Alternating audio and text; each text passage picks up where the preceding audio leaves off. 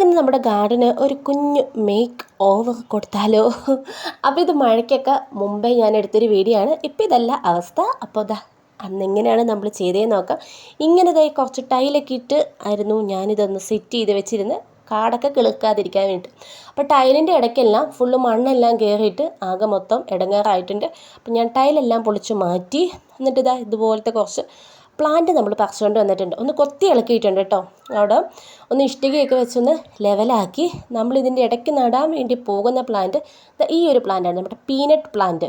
അങ്ങനെ തന്നെയാണ് ഇതിൻ്റെ പേരും തോന്നുന്നുണ്ട്. ഇതിൻ്റെ ഒരുപാടുണ്ട്. അപ്പോൾ ഇതിങ്ങനെ പല പല സ്ഥലത്ത് വഴിയുടെ സൈഡിൽ ഒക്കെ ആയിട്ട് ഞാൻ ഇങ്ങനെ നട്ടു വെച്ചിട്ടുണ്ടായിരുന്നു. അപ്പോൾ ഇത് വഴിയിൽ നിൽക്കുന്നതിൻ്റെ അന്ന് കുറച്ചധികം ഞാൻ പറിച്ചുകൊണ്ട് വന്നു. അതിങ്ങനെ നല്ല നീളത്തിൽ നിലത്തിങ്ങനെ പടർന്ന് കിടക്കുമായിരുന്നു കേട്ടോ.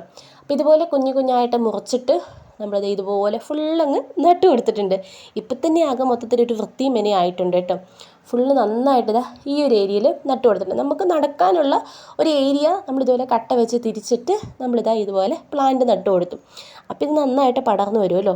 അപ്പോൾ ഇനി നന്നായിട്ടൊന്ന് നനച്ചും കൂടെ കൊടുക്കുക. മഴയ്ക്ക് മുമ്പേ എടുത്തൊരു വീഡിയോ ആയതുകൊണ്ടാണ് ഇതുപോലെ നന്നായിട്ടൊന്ന് നനച്ചും കൂടെ കൊടുക്കുന്നത്.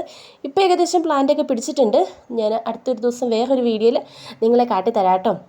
അപ്പോൾ നിങ്ങൾക്ക് ചേഞ്ച് അറിയാം. കുറച്ചൊക്കെ എൻ്റെ കരിഞ്ഞു പോയായിരുന്നു, കാരണം ഒരുവിധം വെയിലുള്ള ടൈമിൽ ഞാനിത് നട്ടത്.